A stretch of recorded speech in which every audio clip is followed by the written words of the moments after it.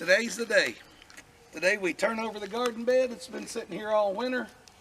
We grew a little lettuce, we grew a little kale. We've ate a little lettuce, we've ate a little kale, and now, Champ, chillax. Chillax, you've been outside most of the day. Anyways, we got to get it turned over. I'm going to turn the garden over today. I'm going to pull the tomato cages out and stack them aside. Get everything turned over. Then I'm going to get some rabbit manure, put that on the top, level it out. And right here in this bed, I'm going to plant, maybe in that bed, I don't know. One of these beds, I'm going to plant some radishes and some more lettuce.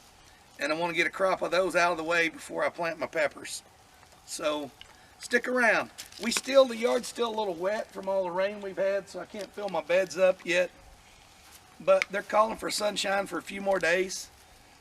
So maybe like Monday or Tuesday evening I can come home and go get a dump truck load of dirt and get it put on the garden. Maybe, I don't know. I got all my seeds planted, so now it's just, I won't show you me doing all the, what I do here, you know, which is put it in there, lift it up, turn it over. This is it. Put it in there, lift it up, turn it over. I've got some pretty good dirt here. Once you get that first one done, my beds are 2 foot wide, so you can usually do one on each side.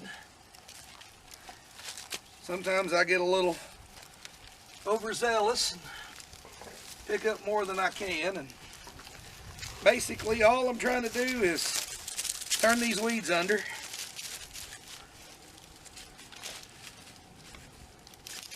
So that they die, and add to the soil, and that'll loosen up that soil.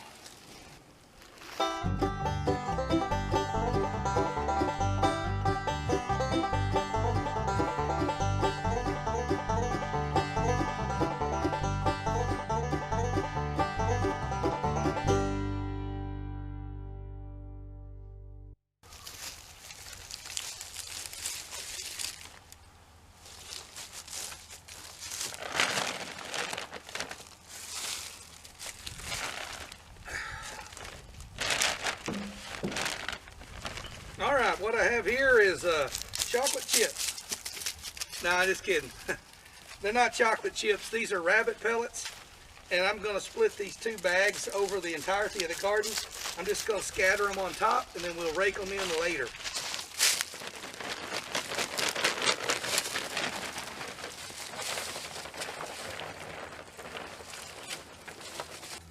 I'm just going to kind of stir it around, and I'll get my garden rake and do the same thing, and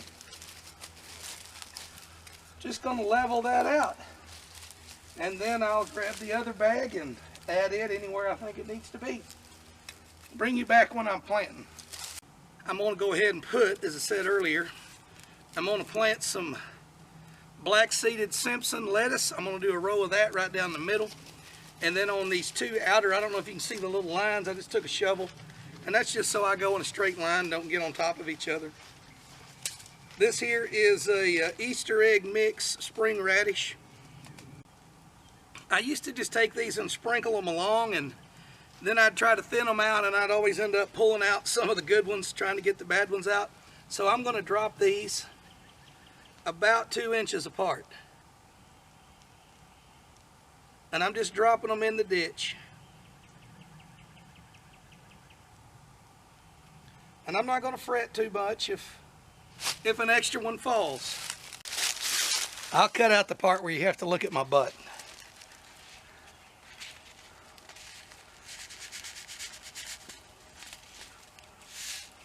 Nobody should have to see the backside of the preacher. Nobody.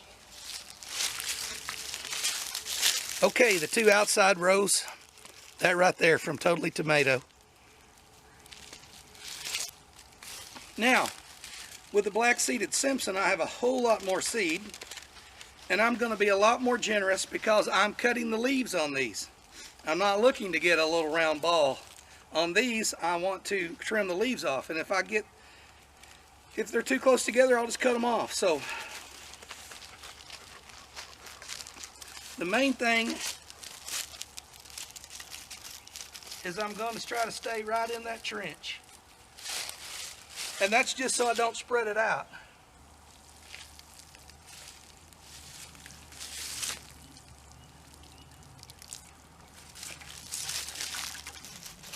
Okay, the main purpose for the 3 little rows is just so I know what's a radish and what's a weed, or what's a lettuce and what's a weed. This is going to be a preaching moment here, okay? So all you atheists and God haters and people like that, you probably ain't going to want to hear what I say, but I'm sick and tired of, in our day, in the YouTube community and in the gardening community, people almost have to apologize when they till their garden, because you have this movement out there, and they're almost as bad as the straw garden people. But the movement is the back to Eden method. Oh, you shouldn't plow your garden. You shouldn't turn the soil over. That's not the way God intended it. Excuse me, sir. Excuse me, ma'am. You need a lesson in the Bible before you start quoting portions of it, okay? Nobody can go back to Eden, because when Adam and Eve were kicked out of it, the Lord stationed an angel there with a flaming sword. You may wish you could go back to Eden, but you can't. In Eden, all Adam had to do was pick up the fruit that the earth grew. But because Adam and Eve sinned against God, a curse was put upon them. And part of that curse is that the ground will not produce like it did in Eden. And the curse upon man is that he will have to till the ground. This is the way God designed it. Under the curse, man has to earn his food by the sweat of his brow. I understand what you're doing with the back to Eden method. But who has that much wood chips? Unless your boyfriend works down at the sawmill, nobody has that much wood chips. Nobody can continually do that. That's actually more work than what I'm doing here. So I don't apologize for tilling the ground, and don't get on here and criticize me for it. This is the way God designed us to plant a garden, to break the ground, to turn it over, to put it under. Not spread wood chips on it. I agree the method works if you've got all the stuff. But quit telling the rest of us that we're wrong, and quit quoting our Bible to say that. Because if you want to go back to Eden, here's what you have to first do. You have to first teach lions and tigers and bears to eat grass. And they don't do that anymore. Why? Because they're under the curse too. So you can't go back to Eden. So quit saying that's what you're doing. And quit criticizing the rest of us for plowing our garden the way God intended. Amen and amen. Now back to the gardening video. Oh man. I'm breathing like champ. That right there is a big sigh of relief. Look at that. Look at that. Got my little blueberry bush transplanted. Got dirt in the cedar beds. They look a little white. That's ash and chunks of charcoal.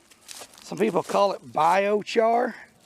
I don't know much about that, but we've always put ash in the garden. And I got them filled up with some pretty good dirt.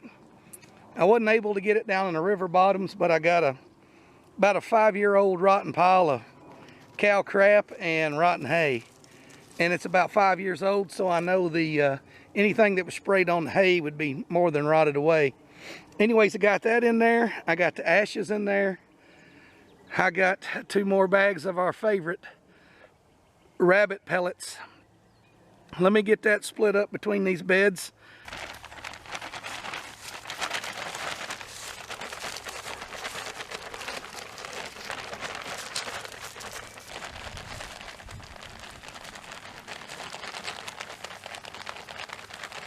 The ashes, the new dirt, the rabbit, I'm just going to get all this raked around and smoothed out and kind of blend it in.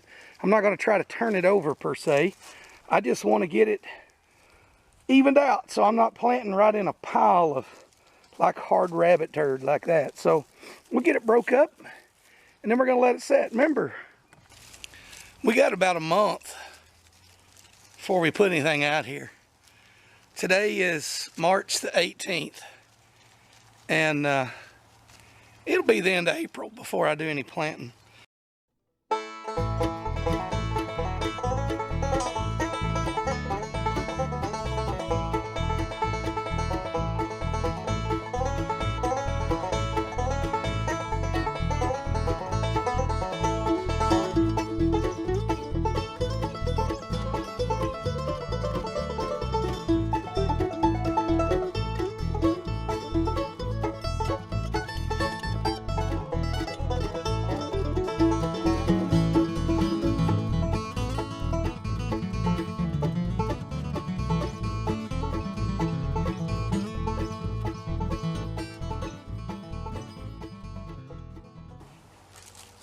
there you have it.